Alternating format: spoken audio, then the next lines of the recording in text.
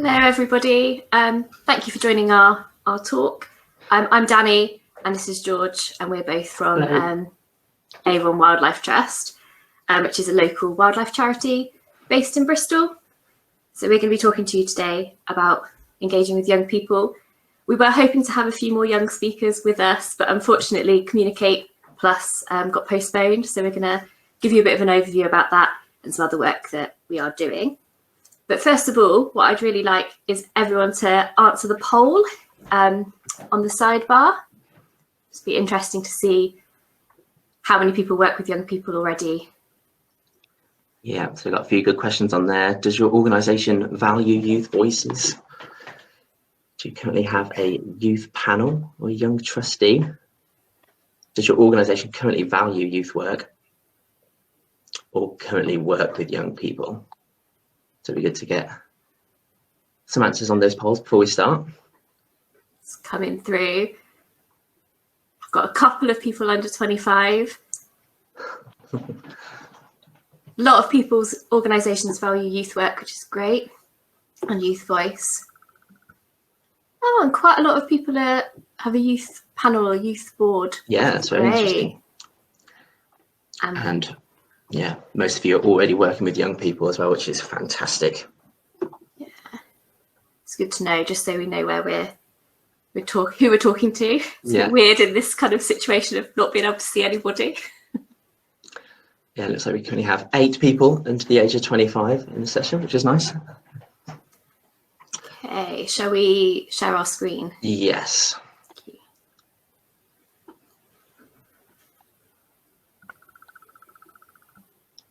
Just loading that up.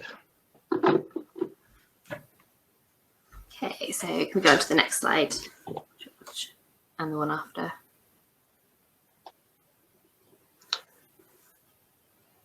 Yeah, so we've gone through our polls. Let me just get through all this. Yeah.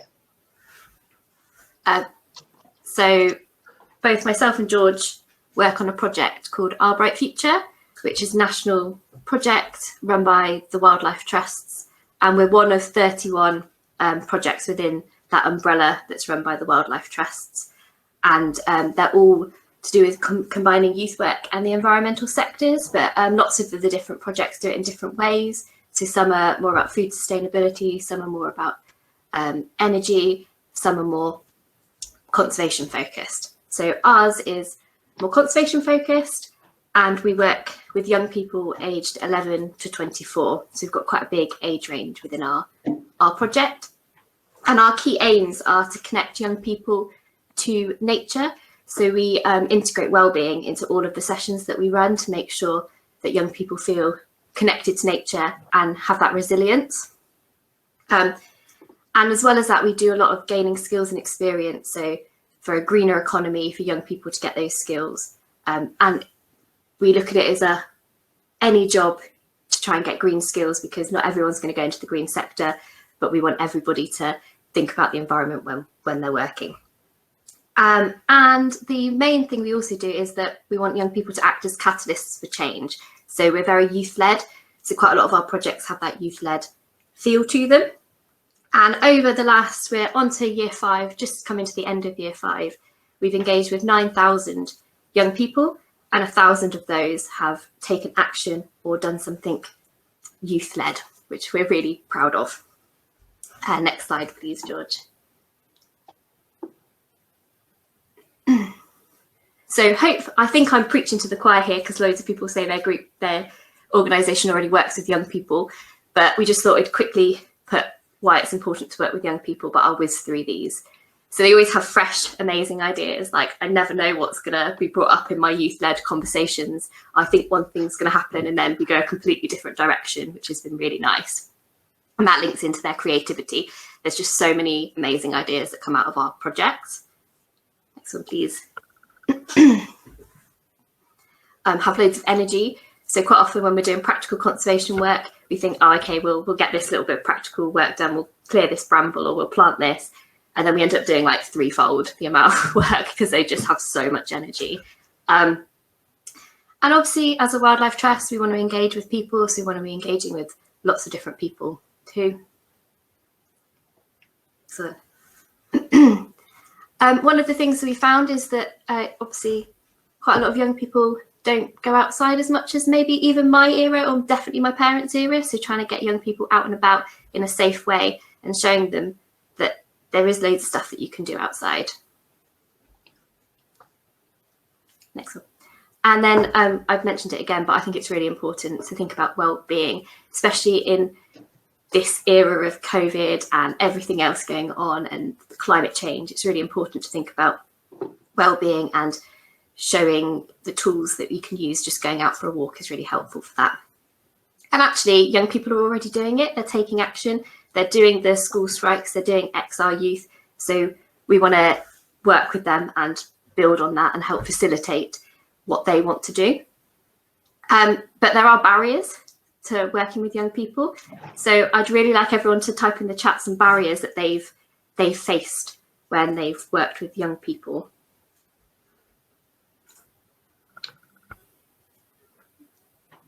Yeah, so if you've got any ideas. Hannah's saying safeguarding.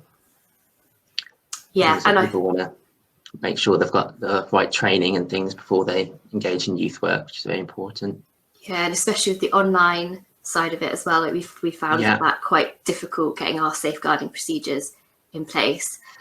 Yeah, Sarah Wood said transport, which definitely that's a problem for organisations and for young people themselves. That was one of the main things. So I asked young people this question as well, and that was their biggest barrier. One of their biggest barriers was transport, actually finding spaces and how to get to different sites. So one of the ways we've been working, we're quite lucky, we're an urban charity, so we have lots of sites within Bristol.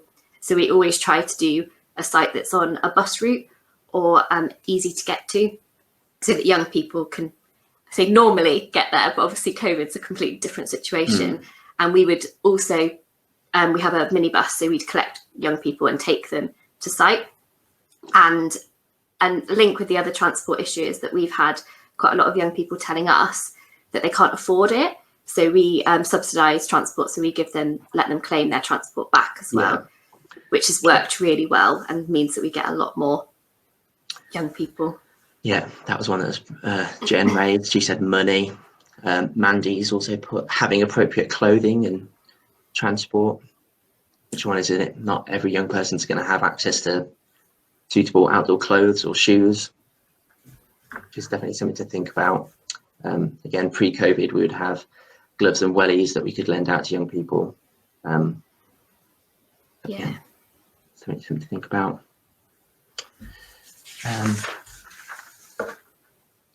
Lots of comments about health and safety rules and safeguarding and not enough staff or stretched staff. Yeah, we've been working, I'm going to talk about our youth forum in a little bit, but we found that having youth leaders works really well for someone that's over 18, that you can get DBS checked and is like a little bit more responsibility for like that extra staff member works really well. So you've got that extra person that can be there with you and support the group, and then it gives them a bit more skills and experience as well. They can start to learn how to lead a group, so that's worked quite nicely for us. I'm just having a look at my list of what young people thought, and the main one was low social economic backgrounds as well. So actually finding the time to volunteer because they need to work is really hard. So I know there's a lot of work at the moment about getting more jobs for younger people in the environmental sector, which should be really helpful for this, because at the moment it is a struggle, and quite a lot of the groups we work with, they can't do it as often as they'd like to. And the other one that we had mentioned was with volunteering, the age gap, that some young people don't feel comfortable or are quite nervous about going into a group of a lot of older people. They don't feel confident enough to do that. So we've been working a lot with like groups of young people on their own, but then starting to bring them into other groups so that they can volunteer and get to know different people and different age groups so that they feel more comfortable. Yeah. Just read some more at Julia's good point about people not having access to the countryside, especially if you're from different communities, and that's something that we hear a lot. If you don't feel safe or represented in the countryside. And then that shows why it's important that organisations like ours provide people with that opportunity to get outdoors. Dougie's put finding other like-minded young people to do the activities with, which I think is interesting. It's always easier when you can do it with a friend. Yeah. I noticed someone said, what incentives do we use? So we pay back any bus tickets, but we also do accreditation. So we do AQA accreditations for young people so that they're gaining some skills and experience, but they've got that bit of paper that shows that they can do something and that they've proven themselves. And we also quite often talk to the young people when they first start about what they actually want to get out of it. So it's not just a coverall for everybody. Each young person has their own little plan that we work with them, so that they're getting exactly what they want out of it rather than just the same as everybody else, which is it's worked really, really well. And we also do move the sites around, which has worked again really well. That incentive of it's really close to their local patch. They feel like they can go there a bit more comfortably. Yeah. Edinburgh Science has said we provide snacks and drinks free of charge, which is important when you're outdoors. Definitely. Have tea and biscuits. Yeah, we always have lots of snacks for them to keep them going, and do like lots of campfires and all the fun stuff as well. Yeah, it's all fun, but yeah. Fantastic. Well, thanks for putting all your thoughts in the chat. It's really interesting. And keep going with the chat, keep talking, and we'll try and answer them later. But I'm gonna move on to our youth forum. So we've had a youth forum running for a couple of years now. So I just wanted to give you a little bit of background in how we set up our youth forum. And they've worked with us on Communicate, which George is going to talk about in a little bit. But we've got 12 young people on our youth forum. So they're helping us to shape the trust and shape different ways that we can work with young people, which has been really helpful. It started back in 2018, where we went and worked with a lot of different young people and collected these leaves that you can see on the screen.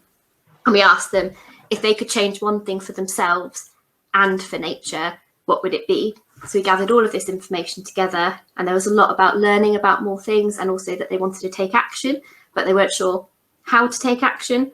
So it was a bit of a call to action for us to be like, okay, well, we can work with young people and we can get them to form this group and to take action.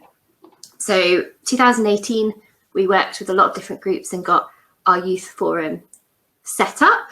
And the first big project that we had to do was work out how it was all going to run.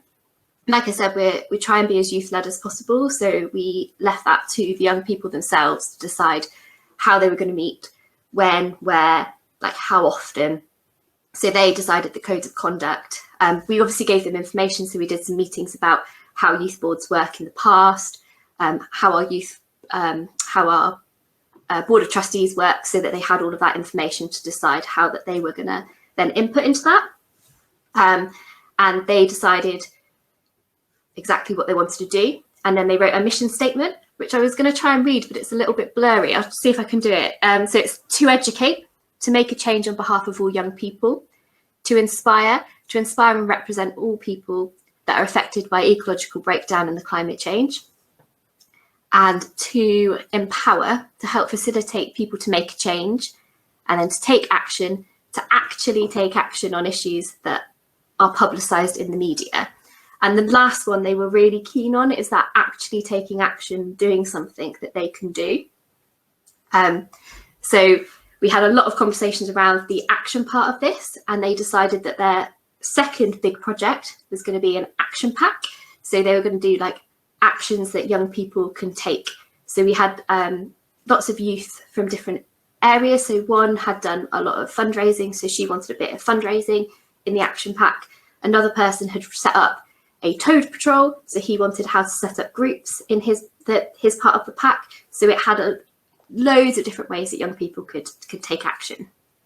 And then 2019, we went back to our AGM and launched our youth forum. So we had speakers and we had the mission statements spoken about.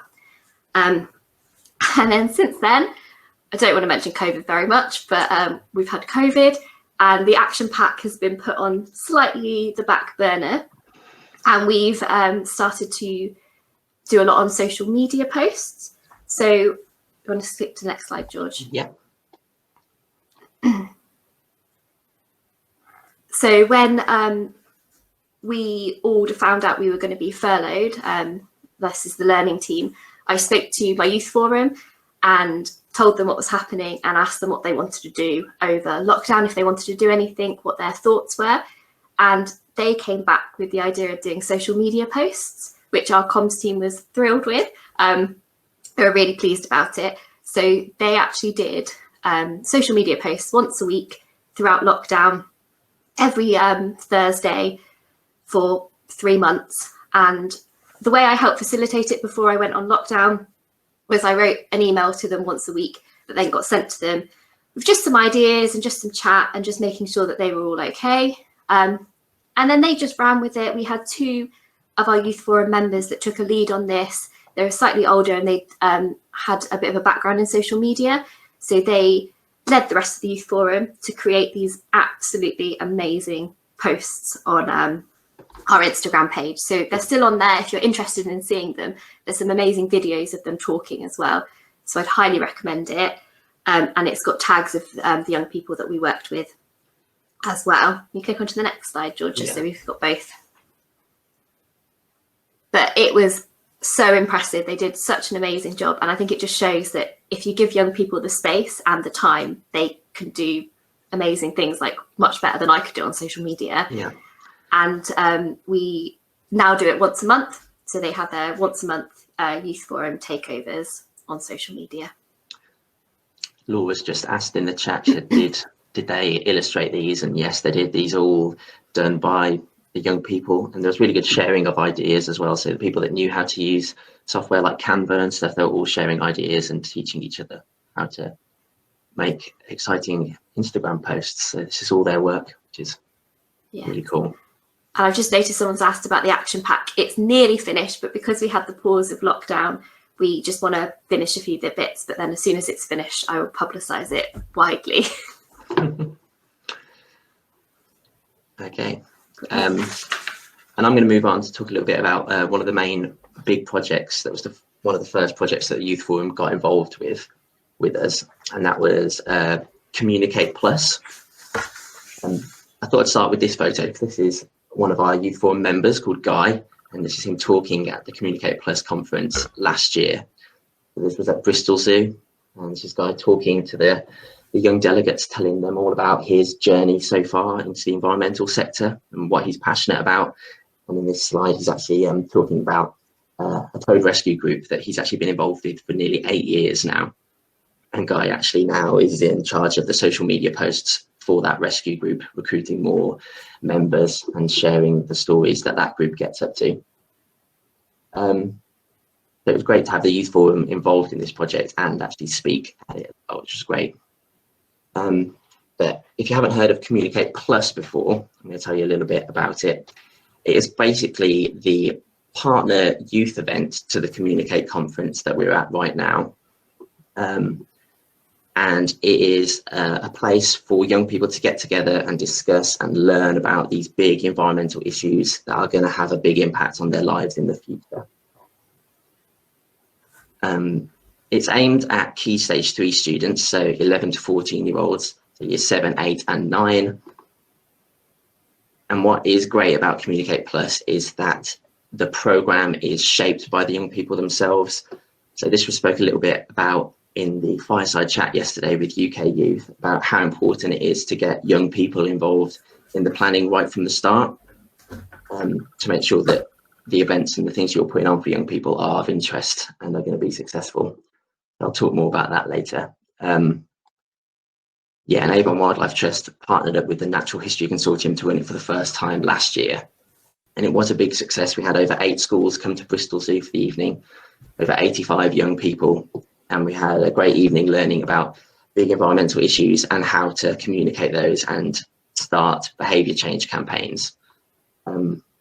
So to show you a little bit more about what that event was like, I'm hopefully going to show a video which was made by some UE students about Communicate Plus 2019. So this is last year's event. So It was nice to see the passion in the people.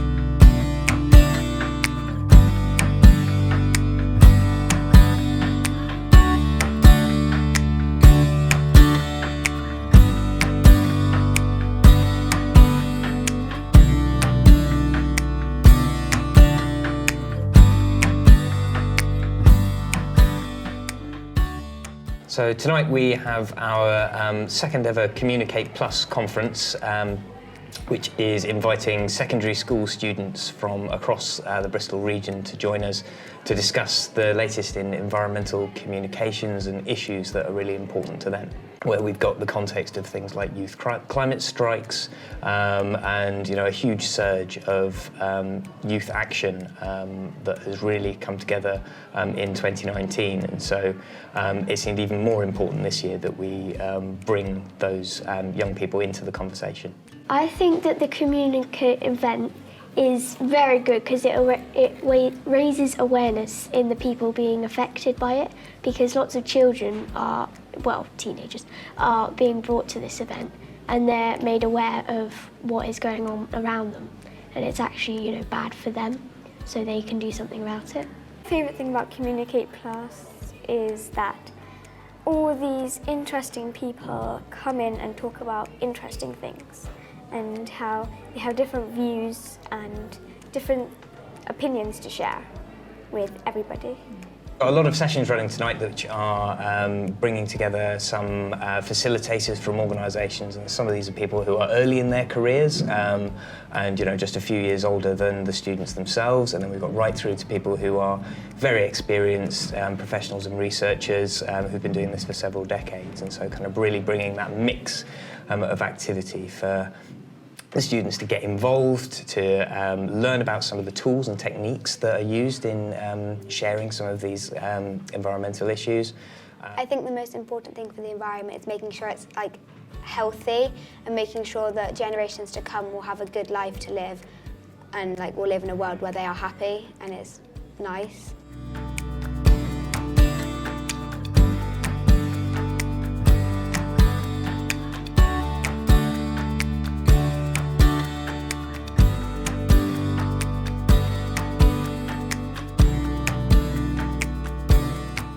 I'm Danny. I work for Avon Wildlife Trust on a project called Our Bright Future, which is all about engaging young people with being outside in nature.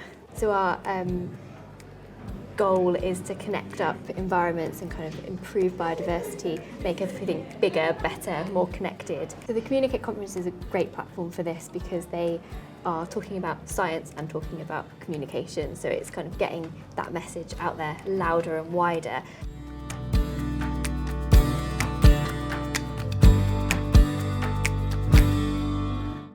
We have a tendency to underestimate how switched on some of these young people are and how aware of a lot of these issues there are. My favourite thing about this evening was the fact that I got to put my opinion forward and hear other people's opinions about things that I feel strongly about. My favourite thing is about the Communicate so far is probably meeting all the people that have come in to speak, because they're all from really different backgrounds, and they all have their own opinions and different things to say, and it's really interesting to hear their opinions on things. I've learnt that we have habits, but we need to break them. If we keep those habits, nothing will ever change. We're at a time, a unique time in the history of these issues, really, of where people are listening, and so it's about making the most of this opportunity and making your voices heard. Probably actually helping other people understand this could be the end of the world one day. If we don't help make a difference, everything that happens leads to another thing. So there is no really more important thing than another. I don't want to live with the worry that I might not be able to live my life to the fullest because of what people are doing to our climate. It's what we live on. We live on the earth, and you only get one earth, you only get one chance in life. So you want to make sure that what you live on and what Mother Nature has given to you, you don't want to just ruin it all for your own personal sake.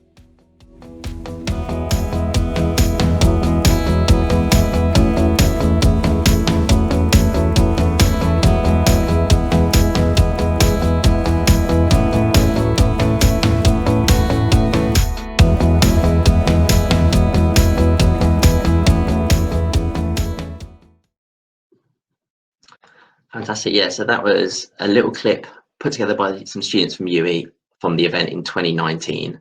So I really like that video. Some of the interviews with those young people are fantastic. And we got great feedback from the event. So as I said earlier, we had about 8 schools attend, and that event started like our relationship with some of these schools. We might not have worked with them before. And after the event, the feedback we got was some of them went on to start their own eco clubs and their nature clubs, and they'd done like demonstrations in the canteen about how to reduce plastic at school. So it was really great, really successful event, and I thought it'd be good to share some of the lessons that we learned by doing an event like that. So I'll just get my slides back up. So I've already mentioned this one, but one of the main lessons that we learned is to get young people involved right from the start. So we reached out to all our young volunteers, so over 100 people on our mailing list that volunteer with us. We had our youth forum, like Danny mentioned earlier. We also gathered ideas from young people at the Festival of Nature to get their ideas right from the start. We asked them what we would want to talk about, so what topics wanted to be covered, who would you like to speak, how long should they speak for, and we actually ran some workshops where we got them to almost design what they would like an environmental conference to look like. And I think that was really useful. It gave them some ownership of the event and just meant it was going to be more interesting to that audience because we're using that audience to help us plan it. And from those like workshops, something big that came out was they wanted young speakers because they could relate to them more, they might find them more inspiring. So that's why it was great to have some youth forum members speak. We even had a girl called Millie speak at the event last year, who was from the Fridays for Future movement, who was leading some of the school strikes in Bristol. And that was really powerful to have someone from that movement at the event. She's talking to a group of students and teachers about striking from school. So that was very interesting. From our workshops as well, it also came out that the young people wanted to feel safe asking questions. So they didn't want to feel judged if they didn't know something or feel too afraid to ask a question if they weren't sure. So we made sure that there was lots of chances for questions, lots of discussion time. And the first part of the event last year was a panel and then a Q&A after, where our youth forum actually facilitated those questions and answers. And that was really good. Some of the questions that were coming out, like was alluded to in that video, you forget how switched on some of these young people are, and they're asking some really great questions. And another thing I wanted to share was we found that we were falling sometimes into pitfalls about the language that we were using. And because it was partnered to the Communicate conference that we're at now, we were often trying to explain it and would end up calling this conference the main conference, the adult conference, the big conference. And therefore that sort of implied that the Communicate Plus, the youth conference, was like less than or not as important. So we were just trying to be aware of what language we were using. Should we call it even a youth conference, or is it just a conference that is attended by young people?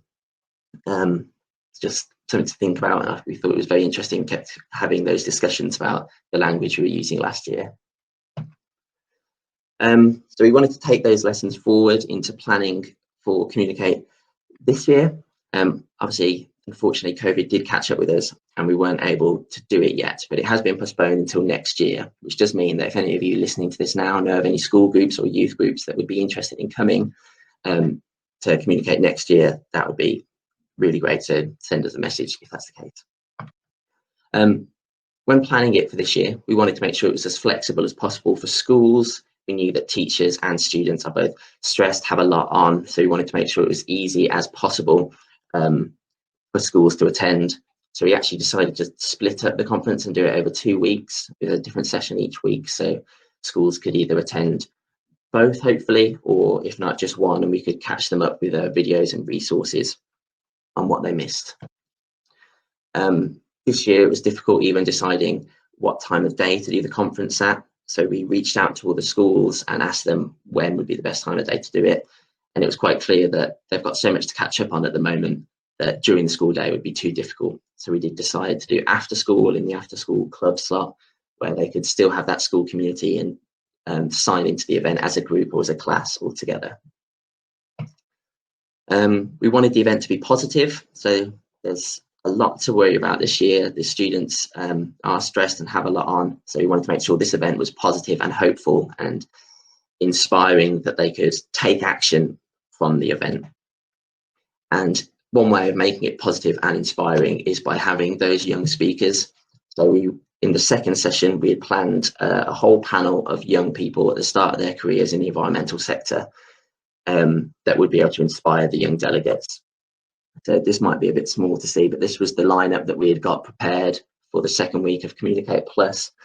A whole range of young people in different careers to show that the environmental sector is varied and there's lots of different ways into it.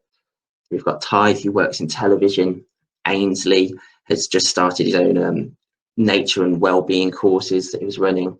Tori is a social media influencer and mental health advocate. Guy, he's part of our youth forum, who's involved in starting up local groups like his Toad Rescue. And Ella is also in our youth forum as well. And she talks about environmental issues and social justice through art. And finally, a thing that we were thinking about, which someone mentioned earlier, careers. By having young people in doing these talks, it shows that there are lots of career options. And we also wanted to be aware of screen fatigue as well, to make sure we broke that up with lots of discussion. And although Communicate Plus didn't go ahead this year, so we can't give you feedback from the young people themselves, Ty, one of the young speakers that was going to talk at Communicate Plus, has kindly joined us today to talk a little bit about herself and why she wanted to be involved with this project. So I'll stop sharing my screen and introduce you to Ty. Ty is a science communicator and TV researcher in Bristol at Wild Space Productions. And this year she actually won the Winston Churchill Memorial Trust Fellowship. So thanks for joining us, Ty. Pass over to you. Thanks, George. Hi, everyone. Thank you for inviting me to be a part of this. It's great to see so many familiar names and faces. So yeah, as George mentioned, I'm currently working in wildlife filmmaking, and I really wanted to get involved with Communicate this year because I kind of consider myself a bit of a late bloomer to the environmental movement. So it's not really something I had the opportunity to get involved with when I was younger.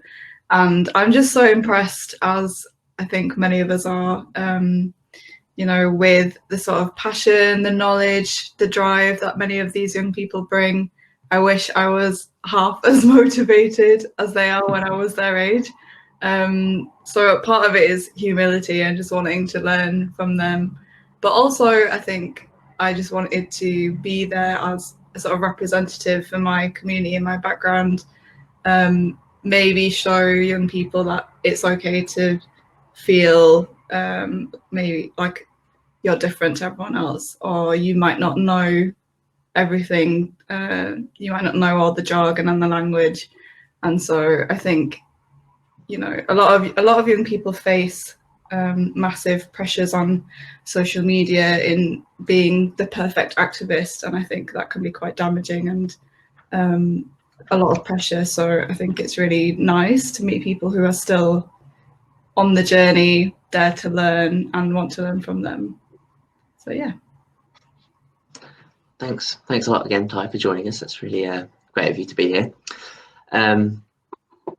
Fantastic. So sort of to finish off and wrap up our session today, we do have some thoughts from young people themselves. So if Communicate Plus would have gone ahead this year, we would have been able to share all the discussion from that event. But instead, with it being postponed, we did reach out to our youth forum and some of our young volunteers and asked them, if you could ask the delegates at Communicate a question, what would you ask? So we tried to let them share their voice. So I'm going to share some of the questions that young people have asked us, and it would be great for you to answer these questions as best as you can in the chat. So we always try and get youth voice heard, and we ask young people to do things, but it is important that if you ask young people to get involved and share their voice, that you then answer their questions and you give them feedback to know that they are valued. So I'm going to share my screen one more time and show you some of the questions that have been asked from our youth forum. So again, if you can quickly answer these in the chat, that would be fantastic. Adam is talking a bit about environmental education. He's worried that he's not getting that education about the environment at school. And he says, how can we unite together as a sector to provide more education to young people? And I know partnership work has been discussed a lot yesterday. So if you do have any thoughts on that, please put it in the chat. Lucia, again, is mentioning the diversity issue that we're all aware that there's a diversity issue in this sector. And she's asked, how can we engage people from diverse backgrounds, specifically in the ecological emergency? Josh, again, another question about education. He said, how can the environment sector help improve education about the environment? Because he was worried that at school, he thinks that climate change and the ecological emergency isn't getting discussed enough at his school. And Angela's asked a question again about the effect that lockdown has had, specifically on the ecological emergency. So if you do have any thoughts on any of these questions, it would be great to hear your thoughts. If you could put them in the chat, that would be fantastic. So we've got questions on education, diversity, and the impact on lockdown. I'm going to move on from this slide because we've got a few more questions to get to. Tom, hopefully you'll have an answer about this one. He said, what's the best way to tell people about environmental issues?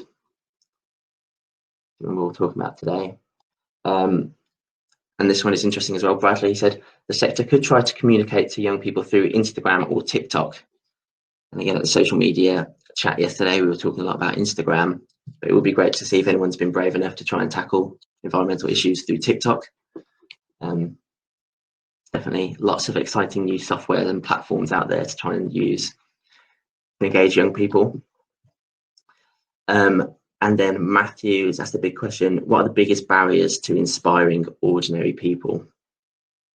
So what can we do? What could young people do to help inspire ordinary people? So fantastic. Thanks. Lots of some stuff coming into the chat, which is great, but anything you can put in there and we will feed these directly back to the young people who ask the questions. So that'd be fantastic. Some of our youth forum as well felt brave enough to actually record themselves asking their questions. So we do have a couple of questions sent directly in. So hopefully we can show you some more questions from some young people themselves. Hi, my name is Matthew Boddy. I'm part of the Avon Wildlife Trust / Our Bright Future Youth Forum, and I've been asked if I have any questions. So my question is, we know that individual action is crucial to creating a more sustainable society, but how do we as the environment sector, and especially young people within that sector who can't necessarily even vote yet, ensure that governments can hold large corporate bodies that are responsible for a lot of the environmental degradation we see to account, so that we can create change at all levels in society? How do you plan to increase sustainability? Dan here from the Avon Wildlife Trust Youth Forum. I wanted to ask if you think rewilding has a place in urban wildlife conservation, and if so, what that place might be. So there were 3 more questions from my young people. They were, what do you think rewilding has a place in urban wildlife conservation? Good question. What can be done to increase sustainability? And Matthew's question was about how can we hold governments to account, so they how can we hold them to account for the big polluters and industry? So if you do have any thoughts on those questions, please do leave them in the chat. And then we do have one final video that I wanted to show you, who is it's another video from Matthew, who we just heard, so another member of our youth forum. And he's got this short video where I think he just says some really powerful stuff. I've also been asked to answer a question, and that question is, how do we include and communicate with young people in the environment sector? I can't speak for all young people, but for me the crucial point is just recognising and valuing our contributions to the sector. I think we're a really powerful source of inspiration for wider society, and I think we demonstrated this with the Fridays for Future movement and the Youth Strikes for Climate. The most frustrating part of being a young person is being told you aren't yet old enough to be valuable to issues which you care about, and I think those movements showed that that's just a completely fake view. The way to get young people involved is to give us the opportunity to voice our concerns and ideas and help us be involved in making those ideas come to life. When this does happen, just make sure that we know that our contributions are valued. Let us know when we've inspired someone, let us know when an idea we had has come to life. And that's a really amazing thing as a young person, and we'll get so many more young people involved in the environmental sector. I think to this end, youth forums like the one that I'm part of are wonderful, and volunteer groups for any and all ages I think are really good, so long as they have the support and guidance of adults, and so long as there are real links to members of the organisation that have influence, so that we know that we're being listened to and we know that we're valued, because nobody wants to be the token young person. Thank you. Yeah, I think that's a great video there from Matthew. He says some really spot on stuff about young people are a source of inspiration to society. So when you see them getting involved in projects, it is inspiring. And again, he raises that point, just let young people know that they are valued and when their actions have made an effect. Yeah, so that is sort of the end of our session this morning, but we do have a few minutes. Should we try and answer any questions? Yeah, a few people have said, can we put the questions in the chat? So I'm going to just type them into the chat so you'll be able to see them later on and you can answer them. But I think, for me, I think the fact that we've got all of this variety of different questions from our forum just shows that young people do have a voice and that they know what they're talking about. And it's the same questions as adults ask. It's just treating people the same, isn't it? Like, that's my go-to message. Just treat everybody like you treat anybody. Yeah. I will start writing those questions. I just thought I would jump back in and ask my question because I realised I didn't say that earlier. Oh, yeah, sure. So I wanted to sort of touch on being representative and having that intersectionality as part of the movement. It's a word that we hear banded around a lot, but it can be quite difficult to understand. But I think I just think it's important to work with young people more so now than ever. I know we don't want to talk about COVID very much, so I'll keep it positive. But I think that a lot of young people are really hoping for an olive branch this year because they've been dealt a really difficult hand. And so my question is about, how is your organisation shifting power? How are you making sure that young people are sort of at the forefront of the design process or the conversation, because they want to be involved, but they sometimes lack the resources or the influence of the networks to get things done, and that can lead to a lot of frustration and, in the worst case, even disengagement. So yeah, I'd love to know what you're doing to shift power to young people within your organisation. Yeah, that's a really great question. And I was quite surprised actually that one of the questions that we asked in the poll was, do you currently have a youth panel, youth board, or young person as a trustee? Which again, I think is a great way to get that power over to young people. And 36% have said yes, which I think is really impressive. That's a great way to do it.